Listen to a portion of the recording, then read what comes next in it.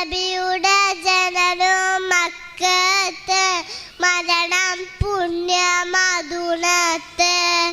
പറയൂ പറയൂ കുട്ടികളെ, നമ്മുടെ നബിയുടെ പേരെന്ത്?